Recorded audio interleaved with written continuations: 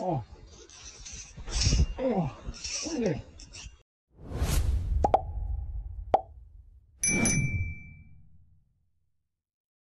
Assalamualaikum geng. Hari ni kita nak meruan lagi meruan ataupun membujuk tempat yang sama kita main sebelum ni. Tapi hari tu aku jalan lagi, aku pergi sampai hujung sana geng. Tu sana memang lubuk dia. Hari ni aku nak main tepi-tepi lah. Kalau ada, adalah. Kalau tak ada, nak buat macam mana tak? Okay, jom. Kita try. Kita layang-layang dulu. Tu rasa macam ada barang Try pakai soft rock dulu. Tengok macam ni. Bismillahirrahmanirrahim. First cast of the day.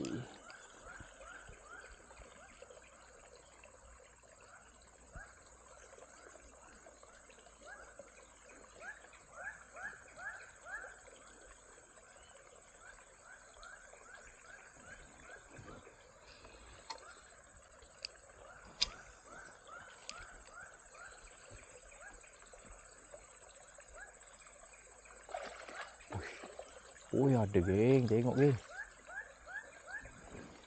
Tengok geng. Depan mata geng.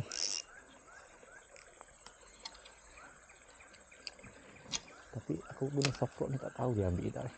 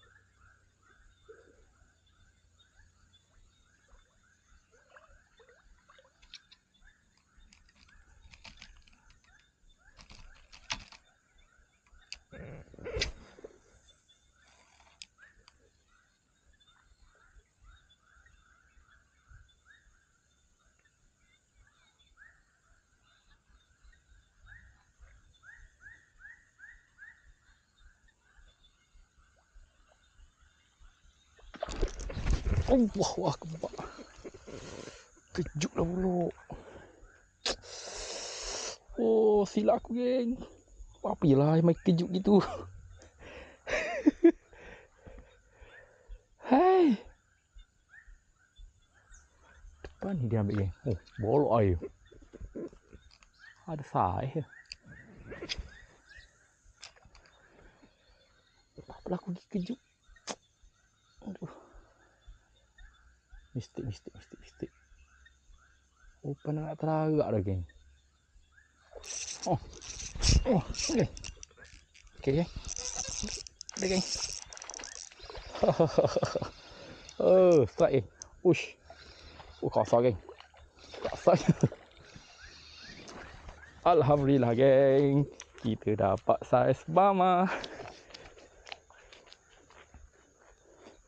Mana aku tak terkejut geng. Tengok saya. Oh. Ni SP sapi pula ni. Tengah jalan. Ya kita pergi SP. Bejak kaki. Slow dia ambil geng. Tengok geng kalau guna joran lembut geng. Tak lembuh geng. Aku sembak geng. Oh, mantap geng. Saiz idaman geng.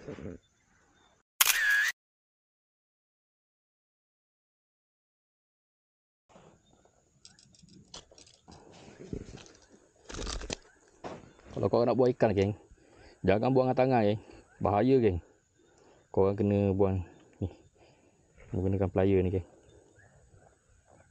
Bahaya, geng. Banyak dah kes mata kain kena tangan.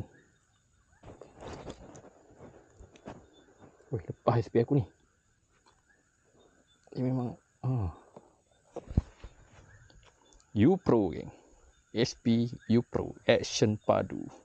Hasilnya lumayan.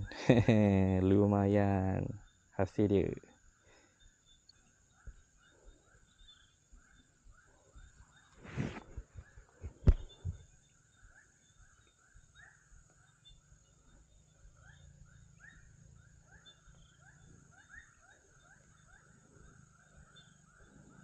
Lama dah aku tak dapat sini, geng.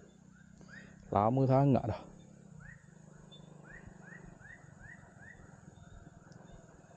Ui, snack. Snack ni tak boleh harap lagi. Sikit kena terbuka. Macam mana ni?